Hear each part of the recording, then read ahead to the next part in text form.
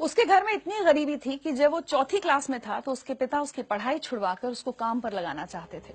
Teacher के समझाने पर जैसे तैसे पढ़ाई तो बच गई, लेकिन जिंदगी आसान नहीं हुई।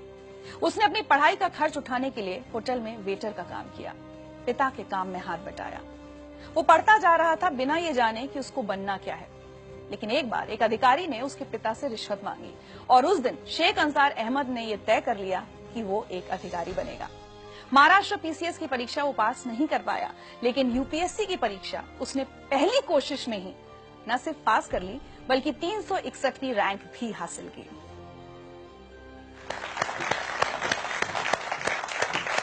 शेख अंसार, वेलकम टू जिंदगी लाइव।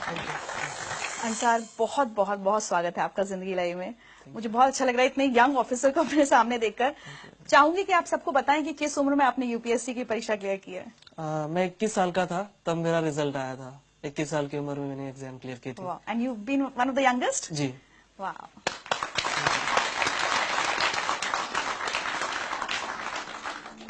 बहुत गरीबी के दिन देखे हैं बचपन में?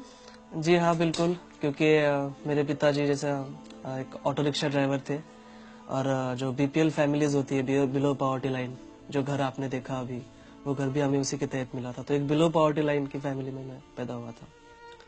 अच्छा, ये क्या हालात बन गए थे कि आपके फादर को स्कूल जाकर ये कहना पड़ा कि मैं इसको नहीं पढ़ा पाऊंगा?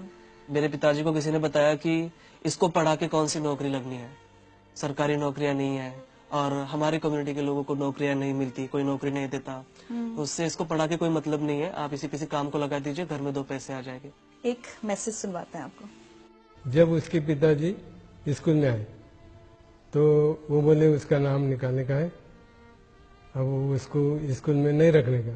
फिर मैंने बोला क्या करेंगे फिर उसका, वो क्या करेगा? तो उसको कुछ तो भी काम धंधा दे के काम करेगा।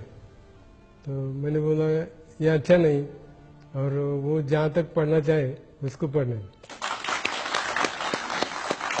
इन्हीं की वजह से एक्चुअली मैं आज यहाँ तक पहुँचा हूँ। अगर ये मेरे पिताजी को नहीं बताते तो शायद मैं कहीं रिक्शा चला रहा होता। आपकी अम्मी भी खेत में मजदूरी करती थी घर का खर्च चलाने के लिए? जी हाँ, बिल्कुल।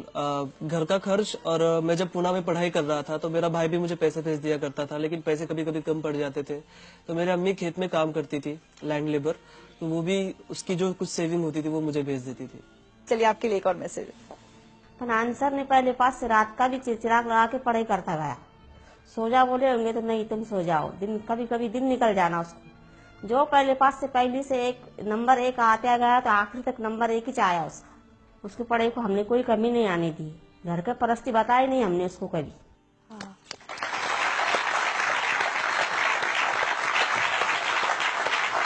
और उस दौरान भी परिवार की स्थिति तो बदली नहीं थी, दिक्कतें थी। उस समय भी आपको बहुत काम वाम करना पड़ा अपनी किताबों का खर्च उठाने के लिए। 10th में मेरी छुट्टियां चल रही थी और मुझे कंप्यूटर सीखना था। तो MSc IT का कोर्स आता है, वो कोर्स मुझे करना था। उसकी फीस थी लगभग 2,800 समथिंग, उस वक्त उसकी फीस थी। पे करने के लिए पैसे नहीं थे, तो मैंने मेरे अब्बू को बताया कि भाई ये रेस्टोरेंट है, यहाँ पर मुझे काम करना है, मुझे वो लगभग 3,000 रुपए तक कुछ पगार दे रहे हैं। तो उन्होंने कहा ठीक है, तुमको करना है तो करो। फिर मैं उस रेस्टोरेंट में काम करता था। सुबह 8 बजे से लेकर रात में 11 बजे तक वो काम होता था। बीच में 2 घंटे छुट्टी मिलती थी, उसमें मुझे मेरा लंच करना होता था और 1 घंटा मुझे वो जो कोर्स है उसकी तैयारी के लिए जाना होता था। हमारे गांव में ही वो होता था और काफी डिफिकल्ट था मेरे लिए, क्योंकि मुझे वो बड़ा पॉट लेकर पानी लेकर आना पड़ता था कुएं से निकाल कर। फिर उसके बाद जो कस्टमर्स आएंगे उनको चाय सर्व करना, उनका टेबल वगैरह साफ कर देना, ये सब इस तरह का काम एक वेटर का काम था। और उसके बाद जब 10 बजे होटल बंद हो जाता था, गांव में 10 बजे जनरली हमारे बंद हो जाता था, तो 1 घंटा मुझे जो फर्श वगैरह होता था वो सब साफ करना होता था बैठ के हाथ से। तो वो काम मैंने किया। तो घर में सिर्फ आप ही सबसे ज्यादा पढ़े लिखे हैं, बाकी सबकी पढ़ाई छूट गई, काम करने लग गए या शादी हो गई बहनों की?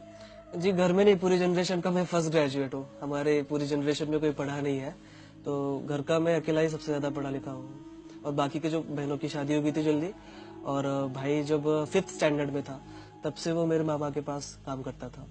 एक मैसेज और सुने। जी, मुझे स्कूल में जाना पसंद नहीं था, यानी मुझे इंटरेस्ट नहीं था उसमें पढ़ने के लिए, पढ़ाई के लिए। और मैं एक बार 6वीं में ही फेल हो गया था। तो जब से मैंने स्कूल छोड़ी और मैंने दिल में ठान लिया कि मैं तो इतना होशियार नहीं हूँ, लेकिन मेरा भाई मुझसे भी ज्यादा होशियार है, इसलिए मैंने स्कूल छोड़ के अपने मामा की तरफ काम के लिए गया। लेकिन इतना मुझे गर्व है कि मेरा भाई मेरे वजह से कुछ ना कुछ आज बन गया। मेरे सक्सेस का बहुत बड़ा क्रेडिट जो है मेरे माता पिता के बाद मेरे भाई को जाता है। क्योंकि देखिए अक्सर ये होता है कि बड़ा भाई छोटे भाई की पढ़ाई के लिए पैसे खर्च करता है, लेकिन यहाँ उल्टा था। छोटा भाई रात दिन मेहनत करके बड़े भाई को पैसे दे रहा था। ये आपसे छोटे हैं? जी। और मैंने 10वीं की छुट्टियों में काम किया, 12वीं की छुट्टियों में काम किया, कॉलेज के फर्स्ट ईयर की छुट्टियों में काम किया। लेकिन लास्ट के 2 साल जो बहुत अहम थे मेरे प्रिपरेशन के, उस वक्त मैंने कहीं कोई जॉब नहीं की। मुझे जो सारे पैसे थे मेरे भाई पूरी डेट के ऊपर मुझे ट्रांसफर कर देता था बैंक में। तो बहुत बड़ी बात थी मेरे लिए। अच्छा, एक बात बताइए, कभी आपने अपने अब्बू से शिकायत की कि अब्बू अगर 4th में तब वो नहीं आप मेरे टीचर की बात मानते, अगर मेरी पढ़ाई छूट जाती तो आज मैं IAS ऑफिसर नहीं होता? मैंने कभी मेरे अब्बू से कोई शिकायत नहीं की है। कोई गरीब नहीं चाहता कि उसका बेटा कभी ना पढ़े, कहीं मोल मजदूरी करे चाइल्ड लेबर के तौर पर, कोई बाप नहीं चाहता। लेकिन वो मजबूरियां थी उनकी। सो मैं बहुत रिस्पेक्ट करता हूँ मेरे पेरेंट्स की। आज तो वो बहुत फख्र महसूस करते होंगे जी आपके ऊपर। जी जी जी। एक मैसेज और आया आपके लिए। 12वीं में उसको 100 पाव के 100 मार्क मिले, आर्ट्स में वो भी, तो मास्टर लोग मुझे वहां बुलाए, बाहर वाले कॉलेज में मेरा सत्कार रखे, मेरा स्वागत करे, मेरे को बुलाए। फिर मेरे बहुत छाती ऐसी धड़कने को लगी कि मैं बोला आप कुछ तो भी मेरा बच्चा बनने के काम का हो गया, कुछ तो भी है मेरे में ताकत। वो हिसाब से फिर मैं करते गया। फिर बाद में बोला अपने को जो घर भी बेचना पड़ा और दुकान भी बेचना पड़ी और गाड़ी भी बेचना पड़ी तो भी बेच डालेंगे, अपन अपने बच्चे को पढ़ाएंगे। उन्होंने मुझे पूछे कि आपका बच्चा क्या बना, तो मैं बोला सर मुझे वो भी नहीं मालूम, मेरे को इतना मालूम है कि मेरा बच्चा कोई ऑफिसर बना रहा है। ये बताइए, अब ये सब हालात हो गए, उसके बाद ग्रेजुएशन, और दिमाग में ये कब आया कि मुझे UPSC, मतलब गांव में जैसे आप पले बढ़े, आपको पता भी नहीं होगा कि UPSC की परीक्षा भी कुछ होती है, तो ये सफर तक कैसे पहुंचे? हमको एक घरकुल योजना मिली थी BPL फैमिली के तहत। तो मेरे पिताजी तहसील ऑफिस में उसका चेक लाने के लिए गए थे। वहां के ऑफिसर ने कहा कि देखो अगर आप मुझे 10% देते हो, 30,000 हमको तब मिल रहे थे, 10% अगर आप देते हो इसका 3,000 रुपए, तो मैं आपको अभी चेक आपका सैंक्शन करा दूंगा फास्ट इमीडिएटली। ऐसे हालात में 3,000 रुपए की रिश्वत उन्होंने उस ऑफिसर को दे दी। तब उस वक्त मुझे रियलाइज हुआ कि करप्शन के सबसे बड़े शिकार हम जैसे गरीब लोग होते हैं। फिर 10th की छुट्टियों में हमारे क्लास टीचर थे मापारी सर, वो ब्लॉक एजुकेशन ऑफिसर बने। महाराष्ट्र पब्लिक सर्विस कमीशन के MPSC के जो स्टेट का एग्जाम होता है वो क्लियर करके ऑफिसर बन गए। उनका मैंने पेपर में नाम पढ़ा, फिर उनको मैं जाकर मिला, मैंने कहा सर आप ऑफिसर बन गए और मुझे भी ऑफिसर बनना है, कैसे बनते मुझे प्लीज बताइए। फिर उन्होंने मुझे MPSC के बारे में बताया। फिर मैं जब कॉलेज में गया 10वीं पास करके, वहां पर हमारे एक टीचर थे जो वो भी तैयारी कर रहे थे UPSC की। मैंने उनसे MPSC के बारे में पूछा और फ्लो में उन्होंने मुझे UPSC के बारे में बता दिया कि ये भी बड़ा, उससे बड़ा एग्जाम होता है, इसमें से IAS बन सकते हो, कलेक्टर बन सकते हो। सपने देखने के लिए कौन से पैसे देने, और मेरे पास हारने के लिए कुछ था ही नहीं। तो मैंने कहा चलो बड़ा गैम्बल खेलते हैं, मैं अब UPSC की तैयारी करूंगा। अंसर, कभी जब तैयारी कर रहे थे UPSC की, उस दौरान भी तो ये फेज आया होगा कभी कि ये प्रेशर बने कि अब छोड़ो, इसमें तो पता नहीं होगा या नहीं होगा, कोई छोटी मोटी नौकरी कर लेते हैं, कम से कम अब्बू अम्मी का हाथ बटाएं, ये प्रेशर था आपके ऊपर? जी बिल्कुल था। बहुत बार ऐसा लगता था कि कंपटीशन देखिए 5-5.5 लाख बच्चे एग्जाम देते हैं, तैयारी करने वाले तो उससे भी ज्यादा है। लेकिन बाद में खुद से मैं पूछता था कि ठीक है मैं ये नहीं करूंगा तो क्या करूंगा, छोटी मोटी कहीं नौकरी कर लूंगा, उसमें मैं सेटिस्फाइड नहीं रह पाऊंगा, मुझे बड़ा करना है कुछ तो। और मैं पढ़ाई भी नहीं छोड़ सकता था क्योंकि देखिए मेरे सामने 2 ही ऑप्शन थे, डू और डाई। इसमें मुझे करना ही था और वही रीजन है कि मैं इतनी फर्स्ट अटेम्प्ट में 21वीं साल की उम्र में ये क्लियर किया हूँ, क्योंकि मेरे पास दूसरा कोई ऑप्शन नहीं था। एक मैसेज और है आपके लिए। जब UPSC मेंस का रिजल्ट लगा उस दिन मैंने तुझे कॉल किया था और मैंने तुझे सबसे पहले बताया कि तू पास हो गया है। उस शाम हम मिले भी थे, तू बहुत खुश और इमोशनल था, मैं भी वो खुशी जाहिर कर रहा था। पर उस इतने बड़े दिन भी तेरे पास खाने के लिए पैसे नहीं थे। हम दोनों ने हमारे घर पे ही खाना खाया था। मेरे लिए यह बहुत बड़ी बात नहीं है कि मैंने तुझे खाना खिलाया, पर मेरे लिए यह अवसर था कि मैंने इतने कम उम्र वाले एक IAS ऑफिसर के साथ खाना खाया।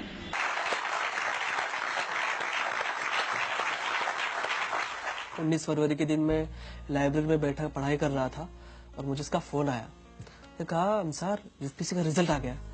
मैंने कहा माय गॉड, मेरे वहां पर हार्ट बीट्स बढ़ गए, मैं समझ में नहीं आ रहा था मैं क्या करूं। उसने कहा तेरा रोल नंबर बता। मैंने कहा ले लो भाई। मैंने उसको मेरा रोल नंबर भेजा और उसने मुझे कॉल करके बताया कि कांग्रेचुलेशन, तुम पास हो गए हो। मैं आपको बता नहीं सकता कि वो खुशी क्या थी। मुझे ऐसा लग रहा था कि मैं 7वें आसमान पर हूँ, मेरे पैर जमीन पर ही थे, लेकिन मैं बहुत ज्यादा खुश था। उस दिन शिव जयंती थी, पूना में नगाड़े बज रहे थे और मुझे ऐसा लग रहा था कि ये मेरी जीत के लिए बज रहे हैं। शिव जयंती के दिन मुझे ऐसा लग रहा था कि मुझे गिफ्ट मिल गया हो कोई। मैं बहुत खुश था। मैं मेरे दोस्तों के पास गया, हमने सेलिब्रेट किया। अब डिसाइड किया कि चलो बाहर खाने के लिए चलते हैं। अब जनरली देखिए, एक रूल तो ये है कि जो कुछ जीतता है उसको ही खिलाना पड़ता है, उसको ही बिल पे करना पड़ता है। लेकिन मेरे फ्रेंड्स को पता था कि बंदे के पास पैसे नहीं है, तो उन्होंने कहा कि यार छोड़ो यार, बाहर क्यों जाना, रूम पर ही खा लेते। तो हमने उसके रूम पर ही खाना खाया था।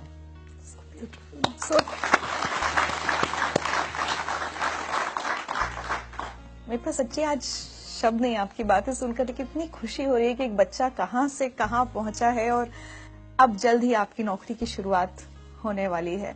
आपको लगता है अंसार, आप जहां से आए हैं, आपका जो बैकग्राउंड है, क्या वो आपको एक अलग ऑफिसर बनाएंगी? मैं ये सोचता हूँ कि मेरे लाइफ में मैंने जो फेस किया है वो किसी और को फेस ना करना पड़े। तो जाहिर सी बात है कि मैं एक अच्छा ऑफिसर बन पाऊंगा। मेरे साथ वो मोटिवेशन रहेगा। जब भी मैं किसी बच्चे को कोई काम करते हुए देखूंगा तो मुझे वो फील आएगा कि कुछ साल पहले मैं भी ऐसा काम कर रहा था और मुझे बहुत बुरा लगता था जब मैं किसी को चाय सर्व करता था या किसी का टेबल साफ करता था। तो वो फीलिंग आएंगी और मैं उसके लिए काम करूंगा। तो मुझे लगता है कि मैं एक अच्छा ऑफिसर बन पाऊंगा just because of my background. आज अगर पीछे मुड़ के देखते हैं और अपनी जिंदगी की कोई एक चीज बदलना चाहें तो क्या होगा? मेरी जिंदगी की, मैं चाहूंगा कि मेरा बचपन फिर से आ जाए और मेरे पिताजी उसमें IAS हो। सो जस्ट मुझे तो जब मुझे कोई यूनिफॉर्म ना मिला हो या कोई किताब ना मिली हो तो वो मुझे मिल जाए।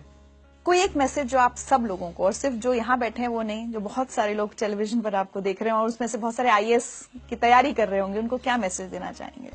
जी, मैं उनको यही मैसेज देना चाहूंगा, एक रिक्शा चलाने वाले का लड़का अगर IAS बन सकता है, जिसने अपनी लाइफ में सारे अवार्ड्स देखे हो, तो मुझे ऐसा लगता है कि हमारे देश का कोई भी बच्चा, और गरीब से गरीब बच्चा भी, और किसी भी मजहब का बच्चा IAS बन सकता है। आप सभी को मेरी बहुत बहुत शुभकामनाएं।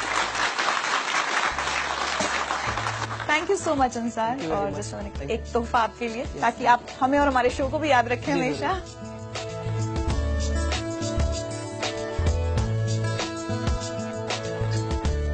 Oh my God.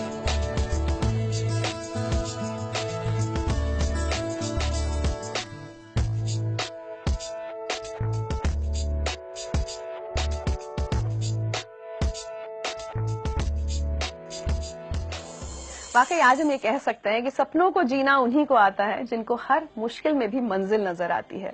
आज के हमारे इन सभी मेहमानों ने जो ख्वाब खुद के लिए बुने थे, उसे हासिल करना आसान नहीं था। बार बार गिरने के बाद ये संभले, और आज इन सभी की कहानियां लाखों लोगों के लिए एक प्रेरणा है, खासकर उन लोगों के लिए जो सपने देखने से नहीं कतराते, जो मुश्किलों का डट कर सामना करते हैं, जिनके ख्वाबों के आड़े गरीबी नहीं आती, जो किस्मत बदलना और मजबूरियों को हराना जानते हैं। और हाँ, अगर आप इन जैसे किसी होनहार बच्चे को जानते हैं ना, तो उसकी मदद जरूर कीजिएगा, उसका सपना पूरा करने में भागीदार जरूर बनिएगा, अच्छा लगेगा।